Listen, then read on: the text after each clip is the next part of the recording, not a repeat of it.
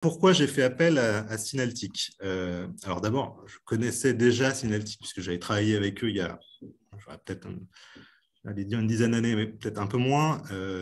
Sur, voilà, sur un projet aussi assez intéressant avec Bouygues Immobilier, toujours sur un aspect très cartographique. Donc je savais qu'il y avait l'expertise sur le volet cartographique.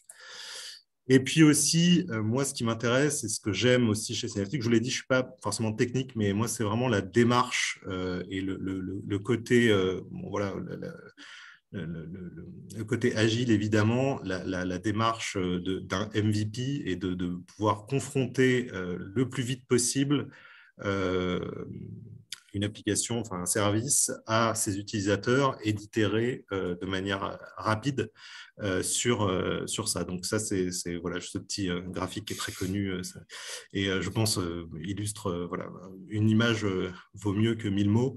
Je pense que c'est très important et moi, quand je suis arrivé, le but, c'était de pouvoir démontrer très vite l'apport aux utilisateurs. Et ça, c'était vraiment la dimension, là aussi, absolument indispensable.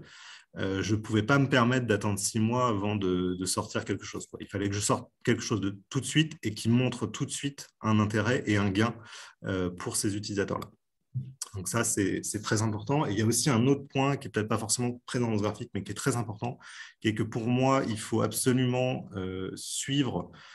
Il faut voir qu'on a aujourd'hui des utilisateurs qui sont de plus en plus connaisseurs du digital, des solutions technologiques, qui utilisent aujourd'hui, et si je parle de la cartographie, parce que c'est quelque chose que je suis quand même depuis assez longtemps en tant que géographe, les évolutions qu'on a pu voir avec Google et compagnie. Enfin, aujourd'hui, les gens sont habitués à aller sur des cartes, à les utiliser, etc. Et donc, il fallait absolument quelque chose qui reprenne l'ensemble des codes actuels sur la visualisation carto. Je ne pouvais pas me permettre d'avoir quelque chose qui soit moins disant par rapport à ce qu'on peut connaître habituellement. Et ça, je pense que c'est un point qui est vraiment ultra important d'essayer de respecter les codes de l'environnement dans lequel baignent les utilisateurs au quotidien et même en dehors de leur travail. Voilà. Donc, désolé pour cette longue anecdote, mais c'est un point qui est quand même très important pour nous. Les contraintes, eh ben, c'est toujours les mêmes, j'ai envie de dire. Rapide, bien et pas cher. C'est un peu, voilà, je pense que vous recevez souvent des briefs comme ça chez Synaltic. Et évidemment, il n'était pas question de transiger sur aucun de ces aspects-là. Donc, c'est ça la difficulté. C'est aussi pour ça, évidemment, que j'ai voulu travailler avec Synaltic, parce qu'évidemment, j'avais d'autres possibilités. En rapide et pas cher, je pense que tout le monde a le réflexe de penser à Excel.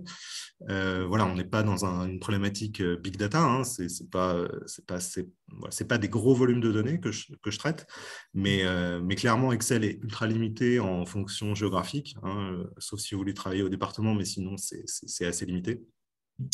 Et puis voilà, c'est pas optimisé en termes de stockage au niveau de la base de données, en termes de mise à jour, c'est pas l'idéal. Donc, évidemment, c'était pas la solution. Les outils de DataVis sont intéressants parce qu'ils permettent d'aller vite et de faire du travail qualitatif. Par contre, attention au coût sur le long terme. Si c'est pas bien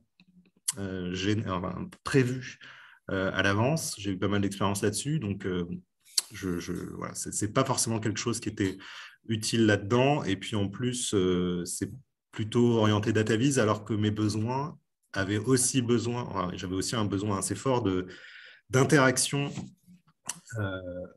avec nos clients, de génération de devis. Donc, c'est pas forcément ce pourquoi est fait nativement un outil DataVis. Donc, c'était pas non plus la solution.